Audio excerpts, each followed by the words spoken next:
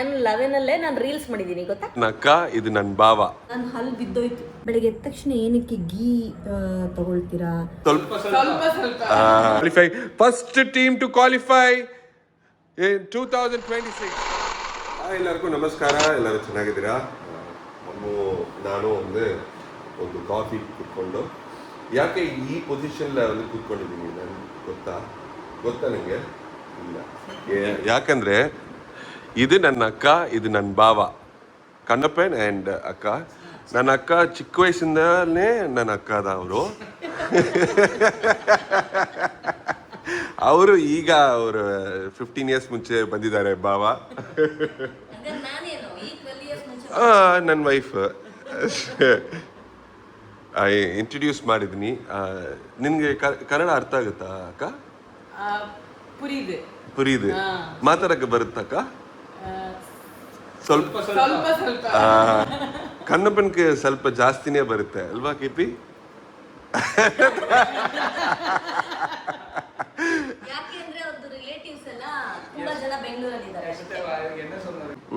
UK settle ಆಗಿದ್ದಾರೆ. ಈಗ ಅವರು 2 ಇಯರ್ಸ್ ಇಲ್ಲ 3 ಇಯರ್ಸ್ ಪ್ಲಾನ್ ಮಾಡಿದ್ದಾರೆ ಇಲ್ಲಿ ಕೆಲಸ ಮಾಡೋದು. ಆಮೇಲೆ ಧ್ರುವದು ಎಜುಕೇಶನ್ ಅಂಡ್ ಕ್ರಿಕೆಟ್ ಕಾಗ ಇಲ್ಲಿ ಬಂದಿದ್ದಾರೆ. ಬರುತ್ತೆ ಅಂತ ಅವನಿಗೆ ಎಕ್ಸ್ಪ್ಲೈನ್ ಮಾಡ್ತಾನೆ ಅಂಡ್ ಎಲ್ಲಾದ್ರಲ್ಲೂ ಹಾಯ್ ಅಂತ ಹೇಳ್ತಾನೆ. ಆಯ್ತಾ? ಹೇಳು ಯಾವ ಲ್ಯಾಂಗ್ವೇಜ್ ಬರುತ್ತೆ? ಫಸ್ಟ್ ತಮಿಳಲ್ಲಿ ಹಾಯ್ ಹೇಳು. ವಣಕಂ. English hello. French bonjour. German ಗೂಟನ್ ಟಾಗ್. ಕನ್ನಡ ನಮಸ್ಕಾರ. ಎಲ್ಲ ಗೂಗಲ್ ಮಾಡ್ಕೊಬಿಟ್ಟ. ಆಮೇಲೆ ಮಲಯಾಳಂ ಅದು ನಮಸ್ಕಾರ. ನಮಸ್ಕಾರ ಅಲ್ಲ, ನಮಸ್ಕಾರಂ. ವಣಕಂ ಸುಲಭ ಇಲ್ಲ. ಆಮೇಲೆ ಹಿಂದಿ ನಮಸ್ಕಾರ. 7 ಲ್ಯಾಂಗ್ವೇಜ್. ಕನ್ನಡ ಹೇಳ್ದ? ಏನ್ ಹೇಳ್ದ? ನಮಸ್ಕಾರ ವಂದನೆ ಅನ್ಬೇಕು. ವಂದನೆ. ನೀ ಯಾರಿಗೆ ಒಂದು ವಿಡಿಯೋ ಏನಾದ್ರು ಡೌಟ್ ಇದ್ರೆ ಟ್ಯೂಷನ್ ನಿಮ್ಗೆ free. Happy birthday to you, happy birthday to you, happy birthday dear Achchu, happy birthday to you. ಏನು ಆ್ಯಕ್ಚುಲಿ ಇದು ನೆನ್ನೆ ಮಲಗಿದ್ದೆಲ್ಲ ಲೇಟು, ಎದ್ದಿದ್ದು ಲೇಟು, ಬೆಳಿಗ್ಗೆ ತಿಂದಿಲ್ಲ. ಆದಿ ಫ್ರೂಟ್ ಮಾತ್ರ ತಿನ್ಕೊಂಡು ಬಿಟ್ಬಿಟ್ಟ. ಈಗ ಟೈಮ್ ಎಷ್ಟು? 12 ಗಂಟೆ ಇರಬೇಕು. ನಂದನಂ ಪ್ಯಾಲೇಸ್ ಗೊತ್ತಲ್ಲ, ಎಲ್ಲ ಕರ್ನಾಟಕದಲ್ಲೂ ಇದೆ. ಸೊ ಅಲ್ಲಿಂದ ಬಿರಿಯಾನಿ ಆರ್ಡರ್ ಮಾಡಿದ್ದೀವಿ. ಎಲ್ಲರೂ ಕುತ್ಕೊಂಡು ಈಗ ತಿಂತಿದ್ದೀವಿ. ಅದೇ ಸೌಂಡ್ ಕಮ್ಮಿ ಮಾಡಮ್ಮ.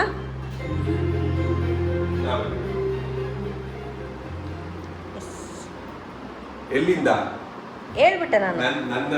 ನಂದನ ಚೆನ್ನಾಗಿ ಸ್ಪೈಸಿ ಆಗಿರುತ್ತೆ, ಖಾರವಾಗಿ.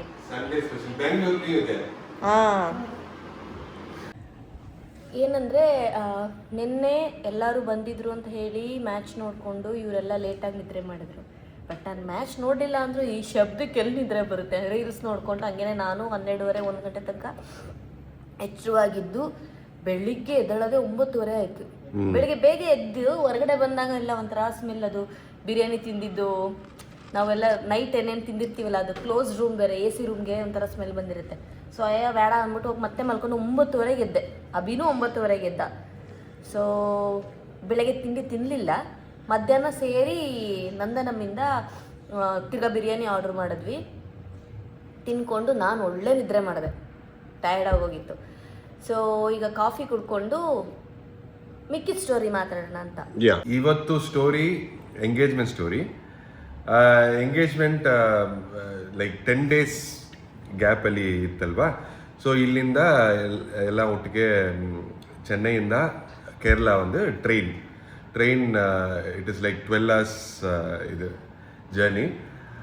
ಅಲ್ಲಿ ಬೆಳಿಗ್ಗೆ ರೀಚ್ ಆದ್ವಿ, ಅರೌಂಡ್ 3:30 ರೀಚ್ ಆಗ್ಬಿಟ್ಟು ರೂಮ್ ಹೋಗಿ ರೆಸ್ಟ್ ತಗೊಂಡು ಆಮೇಲೆ ಅತ್ತೆ ಮನೆ ಆಮೇಲೆ ಬೆಳಿಗ್ಗೆ 2 hours 3 hours ನಿದ್ರೆ ಮಾಡಿಬಿಟ್ಟು ಎಲ್ಲ ರೆಡಿಯಾಗಿ ಅವ್ರ ಮನೆಗೆ ವ್ಯಾನ್ಲ ಹೋಗ್ತಾ ಇದ್ವಿ.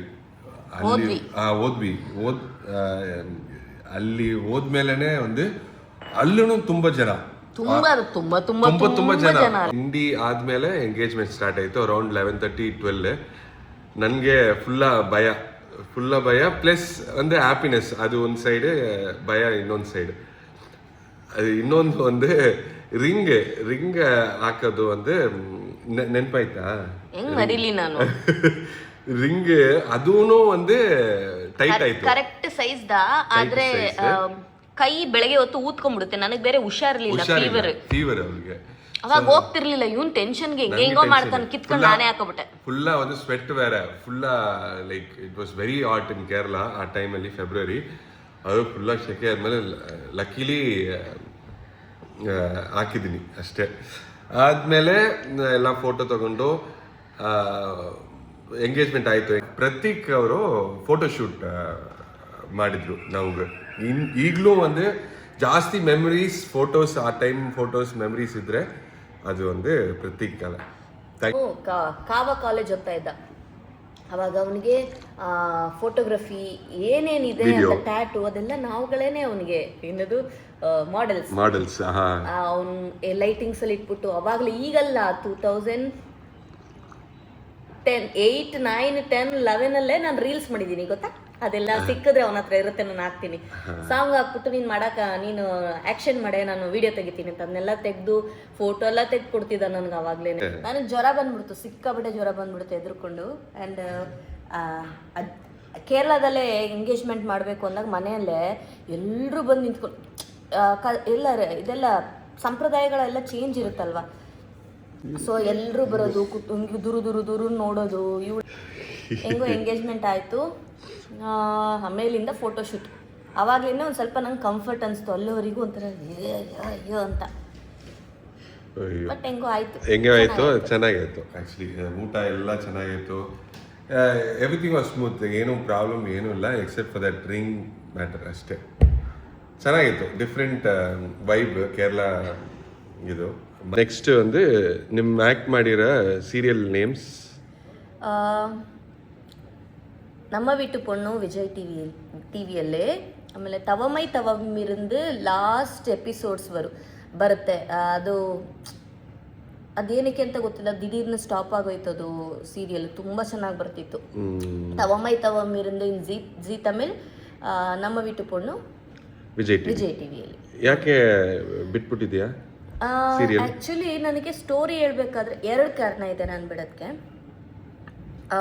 ಸ್ಟೋರಿ ಹೇಳ್ಬೇಕಾದ್ರೆ ನನಗೆ ಹೇಳಿದ ಸ್ಟೋರಿನೇ ಬೇರೆ, ಅಲ್ಲಿ ನಡೆದಿದ್ದೇ ಬೇರೆ. ಆಮೇಲಿಂದ ಶೂಟ್ ಇದೆ ಅಂದ್ಬಿಟ್ಟು ಶೂಟೇ ಇಲ್ಲ ನನಗೆ. ಬೇರೆ ಪ್ರಾಜೆಕ್ಟ್ಗೂ ಓಕೆ ಮಾಡೋಕ್ಕೆ ಬಿಡ್ತಾ ಇಲ್ಲ. ನಾನು ಈ ಪ್ರಾಜೆಕ್ಟಲ್ಲಿ ಜಸ್ಟ್ 1 ಡೇ 1 ತಿಂಗಳಲ್ಲಿ ಅಂತಂದರೆ ನನಗೇನೂ ಕೆಲಸ ಇಲ್ಲ. ಆ್ಯಂಡ್ ಬೇರೆ ಫಿಲ್ಮ್ ಮಾಡೋಕ್ಕಾಗಿಲ್ಲ. ಎಷ್ಟೊಂದು ಚಿಕ್ಕ ಆಫರ್ಸ್ ಎಲ್ಲ ಬಂದಿತ್ತು, ಅದು ಮಾಡೋಕ್ಕಾಗಿಲ್ಲ. ಬೇರೆ ಸೀರಿಯಲ್ ಕಮಿಟ್ ಆಗೋಕ್ಕೆ ಬಿಟ್ಟಿಲ್ಲ. ಸೊ ಸಖತ್ ಕೋಪ ಬಂದಿತ್ತು ಒಂದು. ಇನ್ನೊಂದು ಕೆಲಸ ಇಲ್ಲ ಅಂದರೆ ನನಗೆ ಕಾಸಿಲ್ಲ ಅಂದರೆ ನನಗೆ ಇನ್ನೆಂತ ಅಲ್ಲ ಅಂದ್ಬಿಟ್ಬಿಟ್ಟೆ. ಇನ್ನೊಂದು ಆದಿ ಹೂವು ದೊಡ್ಡವನಾಗ್ಬಿಟ್ಟ. 2 ವರ್ಷ ನಾನು ಸೀರಿಯಲಲ್ಲಿದ್ದೆ. ಸ್ಕೂಲ್ಗೆ ಹೋಗೋಕ್ಕೆ ಸ್ಟಾರ್ಟ್ ಮಾಡ್ಬಿಟ್ಟ. ತುಂಬಾ ಕಷ್ಟ ಆಗ್ತಿತ್ತು ನನಗೆ. ಸೀರಿಯಲ್ ಇದೆ ಇನ್ಕೊಂಡಿರೋದು 7 ಗಂಟೆಗೆ ಇಲ್ಲ ಅನ್ನೋರು. ಅಲ್ಲಿವರೆಗೂ ಫುಲ್ ಪ್ರೆಷರಲ್ಲಿ 7 ಗಂಟೆಗೆ ಎಲ್ಲನೂ ರೆಡಿ ಮಾಡಬೇಕು. ಸೊ ಬೇಡ ಅಂತ ಬಿಟ್ಬಿಟ್ಟೆ. ಅದಾದಮೇಲೆ ಒಳ್ಳೆ ಸೀರಿಯಲ್ಲು, ಒಳ್ಳೆ ಆಫರು, ಒಳ್ಳೆ ಪೇಮೆಂಟ್ ಬರುತ್ತೆ ಅಂತ ವೆಯ್ಟ್ ಮಾಡ್ತಿದ್ದೀನಿ. ಇವತ್ತಿನವರೆಗೂ ಬಂದಿಲ್ಲ. ನೋಡೋಣ ಫ್ಯೂಚರಲ್ಲಿ ಏನಾಗುತ್ತೆ ಅಂತ. ವಿಕೆಟ್ ಹೋಯ್ತು ಭುವನೇಶ್ವರ್ ಕ್ಯಾಪ್ಟನ್.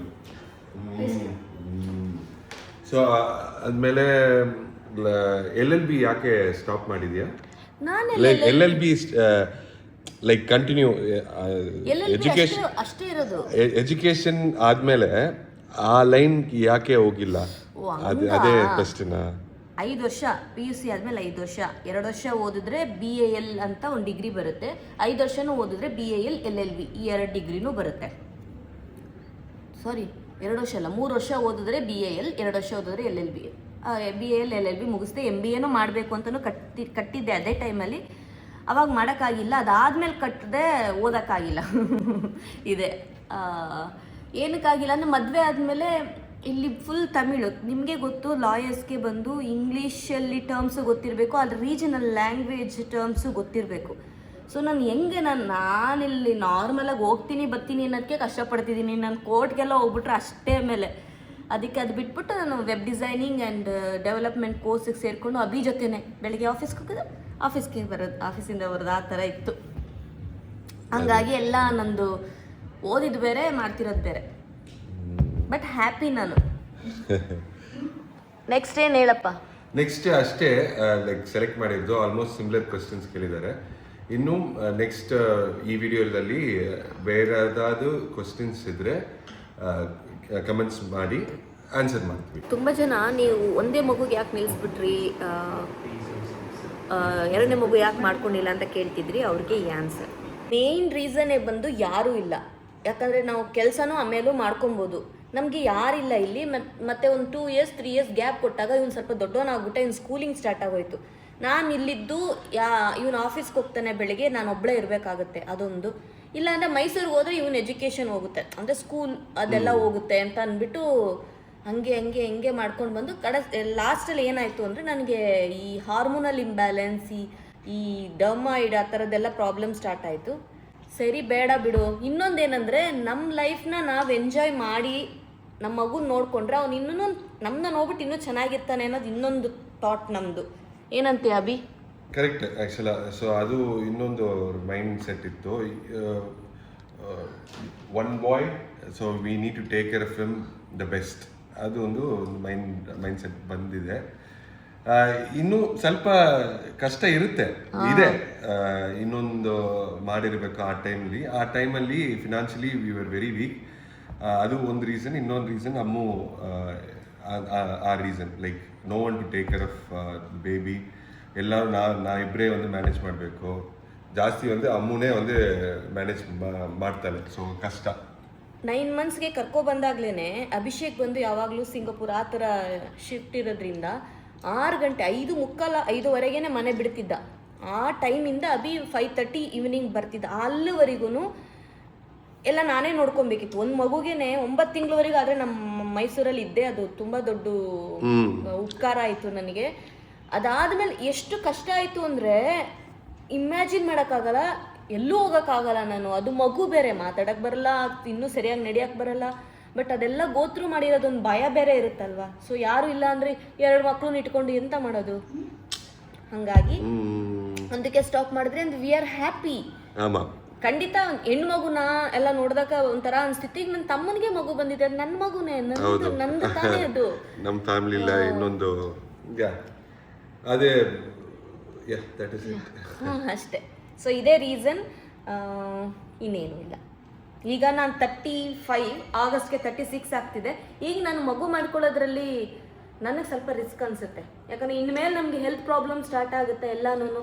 ನಾನು ಹೆಲ್ತ್ ಪ್ರಾಬ್ಲಮಲ್ಲಿ ನಾನು ಕಷ್ಟಪಡ್ಬೇಕಾದ್ರೆ ನನ್ನ ಮಗುಗೆ ಬೈಯೋದು, ಅವರಿಗೆ ಟಾರ್ಚರ್ ಮಾಡೋದು ಎಂತಕ್ಕೆ? ಆಮೇಲೆ I will be 40 this year. ಈಗ ಪ್ಲ್ಯಾನ್ ಮಾಡಿದರೆ ಮಗು ಬರುತ್ತೆ 41ಅಲ್ಲಿ. ಸೊ ಮಗುಗೆ 20 years ಅಂದರೆ ನನಗೆ ಒಂದು 60 ಆಗುತ್ತೆ. So I don't want to take a risk. Practical ಆಗು ಯೋಚನೆ ಮಾಡಬೇಕಲ್ವ. ಬರೀ ಆದಿಯು ಬಂದು ಒಬ್ಬನೇ ಆಗೋಗ್ತಾನೆ ಹಂಗೆ ಹಿಂಗೆ ಅಂದ್ಕೊಂಡು ಆ ಮೈಂಡ್ ಸೆಟ್ಟಲ್ಲಿ ಇದ್ದರೆ ಬಂದಿರೋ ಇಬ್ಬರೂ ನಾವು ಕಷ್ಟದಲ್ಲಿ ಸಿಗಾಕ್ಸ್ಬಾರ್ದು. ಯೋಚನೆ ಮಾಡ್ದಿರೋ ಇದಿಲ್ಲ. ಎಲ್ಲ ಥರದಲ್ಲೂ ನಾವು ಯೋಚನೆ ಮಾಡಿದ್ದೀವಿ. And thank you so much ನೀವು ಕೇಳಿದ್ದಕ್ಕೆ. ಅಂದರೆ ನಮ್ಮ ಉತ್ತರ ನಿಮಗೆ ಕರೆಕ್ಟಾಗಿ ತಲುಪಿದೆ ಅಂತ ಅಂದ್ಕೊಳ್ತೀನಿ. ನನ್ನ ಹಲ್ಲು ಬಿದ್ದೋಯ್ತು. ಒಂದು ಉಳ್ಕಲ್ಲಾಗಿತ್ತು, ರೂಟ್ ಕೆನಲ್ ಮಾಡಿದ್ರು. ರೂಟ್ ಕೆನಲ್ ಮಾಡಿ ಅದು ಇನ್ಫೆಕ್ಷನ್ ಆಯಿತು ಅಂತ ಹೇಳಿ ಇದು ಇಂಪ್ಲಾಂಟ್ ಮಾಡಿದ್ರು. ಇಂಪ್ಲಾಂಟ್ 1 ವರ್ಷ ಆದಮೇಲೆ ಅದು ಇನ್ಫೆಕ್ಷನ್ ಆಗಿಬಿಟ್ಟು ಫುಲ್ ಪ್ರಾಬ್ಲಮ್ ಆಗೋಯ್ತು. ಸೊ ಅಲ್ಲಿ ಹಲ್ಲೆಲ್ಲ ತೆಗೆದು, ಇಂಪ್ಲಾಂಟ್ ಎಲ್ಲ ತೆಗೆದು, ಆ ಕಡೆ ಈ ಕಡೆ ಹಲ್ಲನ್ನ, ಚೆನ್ನಾಗಿರೋ ಹಲ್ಲನ್ನ ರೂಟ್ ಕೆನಲ್ ಮಾಡಿ ಈ ಥರ ಬ್ರಿಡ್ಜ್ ಮಾಡಿದರು. ಇದು ಇರೋದ್ರಲ್ಲೇ ಸ್ಟ್ರಾಂಗ್ ಮೆಟಲ್ ಅಂತೆ. ಆ ಮೆಟಲ್ ಬ್ರೆಡ್ ತಿನ್ಬೇಕಾದ್ರೆ ಹೊಡೆದೋಗಿ ಬಂದೈತೆ. What a bread? ಅಪ್ಪ ಬ್ರೆಡ್ ಹೆಂಗೆ ಸ್ಟ್ರಾಂಗ್ ಆಗಿರುತ್ತೆ? ಇಲ್ಲ, ಸಿಕ್ಕಾಬಟ್ಟೆ ಆ್ಯಕ್ಚುಲಿ ಇದಿರ್ಬೇಕಾದ್ರೆ ನಂಗೆ ಕಷ್ಟ ಅನಿಸ್ತಿತ್ತು. ಡೈಲಿ ರಕ್ತ ಬರ್ತಿತ್ತು ನನಗೆ. ಈಗ ಅದೋಯ್ತು, ರಕ್ತ ಏನು ಬರ್ತಿಲ್ಲ. ಬಟ್ ಅಲ್ಲಿ ಇದ್ರದ್ದು ಶಾರ್ಪ್ ಎಡ್ಜಸ್ ಅಲ್ಲೇನೆ ಸಿಗಾಕೊಂಡ್ಬಿಟ್ಟೈತೆ. ಅದು ಡೈಲಿ ನೈಟ್ ನನಗೆ ಮಲ್ಕೊಬೇಕಾದ್ರೆ ಸ್ಕ್ರ್ಯಾಚ್ ಮಾಡಿ ನಾಲ್ಗೆ ನೋವಾಗ್ತದೆ. ಮಾತಾಡೋದೇ ಕಮ್ಮಿ, ಇನ್ನು ಜಾಸ್ತಿ ಮಾತಾಡಿದ್ರೆ ನಾಲ್ಗೆ ಕಿತ್ತೆ ಹೋಯ್ತಿತ್ತು ಅನ್ಸುತ್ತೆ. ಇದೆ ಅಲ್ಲಿಂದ ಒಂದು ಕುಟ್ಟಿ ಸ್ಟೋರಿ, ಚಿಕ್ಕ ಸ್ಟೋರಿ. ಒಂದು ಕತೆ, ಸ್ಟೋರಿ. ಒಂದು ಕತೆ, ಒಂದು ಹಲ್ಲಿನ ಸ್ಟೋರಿ, ಅಲ್ಲಿನ ಕತೆ, ಒಂದು ಹಲ್ಲಿನ ಕತೆ. ಈಗ ಡಿನ್ನರ್ಗೆ ಏನಿದೆ? ಡಿನ್ನರ್ಗೆ ಬೆಳಗ್ಗೆ ಮಧ್ಯಾಹ್ನ ತಂದಿದ್ನೇ ತಿನ್ನೋದು ಅಷ್ಟೇ.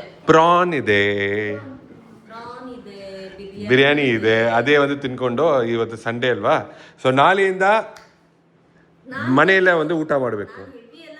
ನೈಟ್ ತಿನ್ನಲ್ಲ, ನಾನು ಫ್ರೂಟ್ಸ್ ವೆಜಿಟೇಬಲ್ಸ್ ಆ ಥರನೇ ತಿನ್ನೋದು. ಇವರಿಬ್ರು ಮೊಟ್ಟೆ and RCB win ಆಯಿತು, qualify, first team to qualify in 2026. Congratulations. ಇನ್ನೊಂದು ಕಪ್ ಚಾನ್ಸ್ ಇದೆ. Yeah, all the best. ರಾತ್ರಿ 8 ಗಂಟೆ ಆಯಿತು, ನಿದ್ರೆ ಬರ್ತಾಯಿಲ್ಲ. ಮಧ್ಯಾಹ್ನ ನಿದ್ರೆ ಮಾಡಿಬಿಟ್ಟೆ. ಅಪ್ಪನ ಮಗನೂ ಮ್ಯಾಚ್ ನೋಡ್ತಾ ಇದ್ದಾರೆ. ಏನಂದರೆ ಕಮೆಂಟ್ಸ್ ಒಂದೆರಡು ನೋಡಿದೆ ನಾನು. ಬೆಳಗ್ಗೆ ಎದ್ದ ತಕ್ಷಣ ಏನಕ್ಕೆ ಗೀ ತಗೊಳ್ತೀರಾ ಬಿಸಿನೀರು ಜೊತೆ, ಅದರಿಂದ ಏನು ಉಪಯೋಗ ಅಂತ ಆಲ್ರೆಡಿ ತುಂಬ ಜನಕ್ಕೆ ಗೊತ್ತಿರುತ್ತೆ. ಇಲ್ಲ ಅಂದರೂ ನಾನು ಹೇಳ್ತೀನಿ. ಇದು ನಾನು ಈಗ ಒಂದು ವರ್ಷ 2 ವರ್ಷದಿಂದ ಸ್ಟಾರ್ಟ್ ಮಾಡಿಲ್ಲ. ನಾನು ಯಾವಾಗ ಆದಿ ಹುಡ್ತಾ ನನಗೆ ಪೋಸ್ಟ್ ಪ್ರೆಗ್ನೆನ್ಸಿ ಕೇರಿಂದ ಸ್ಟಾರ್ಟ್ ಮಾಡಿರೋದು ಆ್ಯಕ್ಚುಲಿ. ಬೆಳಗ್ಗೆ ಎದ್ದ ತಕ್ಷಣವೇ ಫ್ಯಾಟ್, ಅದು ಗೀ ಅಂತ ಮಾತ್ರ ಅಲ್ಲ, ಫ್ಯಾಟ್, ಎನಿ ಫ್ಯಾಟ್ ಅಂದರೆ ಬೆಣ್ಣೆ ಆದರೂ ತೊಗೋಬೋದು, ಇಲ್ಲ ಅಂದರೆ ಬಾದಾಮಿ ತೊಗೊಬೋದು. ಆ ಥರ ಬೆಳಗ್ಗೆ ಎದ್ದ ತಕ್ಷಣವೇ ನಮ್ಮ ಹೊಟ್ಟೆಗೆ ಫ್ಯಾಟ್ ಬೀಳೋದ್ರಿಂದ ಮೆಟಬಾಲಿಸಮ್ ಚೆನ್ನಾಗಾಗುತ್ತೆ, ಶುಗರ್ ಸ್ಪೈಕ್ ಆಗಲ್ಲ. ಆಮೇಲಿಂದ ನಾನು ಮೇನಾಗಿ ತೊಗೊಳ್ತಿದ್ದಿದ್ದು ಏನಕ್ಕೆ ಅಂದರೆ, ಪೋಸ್ಟ್ ಪ್ರೆಗ್ನೆನ್ಸಿಲಿ ನಿಮಗೆ ಗೊತ್ತು ಕಾನ್ಸ್ಟಿಪೇಷನ್ ಇರುತ್ತೆ. ಸೊ ಕಾನ್ಸ್ಟಿಪೇಷನ್ ಹೋಗಲಿ, ನಾನು ಸಣ್ಣ ಆಗಲಿ ಅಂತ ನಾನು ತೊಗೊಳ್ತಿದ್ದಿದ್ದು. ಅದಾದಮೇಲೆ ಹಾಗೇ ನನ್ನ ಫ್ರೆಂಡ್ ಪ್ರಿಯಾ ಅಂತಿದ್ದಾಳೆ, ಅವಳು ಇದ್ರ ಬಗ್ಗೆ ಎಲ್ಲ ಎಂತಕ್ಕೆ ಹಳೆ ಕಾಲದವರೆಲ್ಲ ಫ್ಯಾಟ್ ಫಸ್ಟ್ ಅಂತ ಹೇಳ್ತಿದ್ರು ಅಂತೆಲ್ಲ ನನಗೆ ಎಕ್ಸ್ಪ್ಲೇನ್ ಮಾಡಿದ್ಮೇಲೆ ನಾನು ಮನೇಲಿರೋ ಅಬಿಗೆ ಕೊಡೋಕ್ಕೆ ಟ್ರೈ ಮಾಡಿದೆ. ಬಟ್ ಚಿಕ್ಕ ಮಗುಗೆ ಹೆಂಗಾದ್ರೂ ಸಂಭಾಳಿಸ್ಬೋದು, ದೊಡ್ಡವನಿಗೆ ಏನೂ ಮಾಡೋಕ್ಕಾಗಲ್ಲ. ಅಬಿ ಬೇಡ ಅಂದ್ಬಿಟ್ಟ, ಅವ್ನಿಗೆ ಇಷ್ಟ ಆಗಲ್ಲ ಅಂತ. ಆದಿಗೆ ನಾನು ಒಂದು 5 years ಇದ್ದಾಗಲಿಂದನೂ ನಾನು ಅವನಿಗೆ first 1 spoon ghee and hot water ಕೊಡ್ತೀನಿ. ಮೇಯ್ನಾಗಿ ಮಕ್ಕಳು ಕಾನ್ಸ್ಟಿಪೇಷನ್ ಆಗುತ್ತೆ ಅವ್ರಿಗೆ. ಏನಂದರೆ ಅವ್ರಿಗೆ ಆಟದ ಜ್ಞಾನದಲ್ಲಿ ಬರುತ್ತೆ, ಮೋಷನ್ ಬರ್ತಾ ಇದೆ ಅಂದ್ರೂ ಅವ್ರು ಹೋಗಲ್ಲ.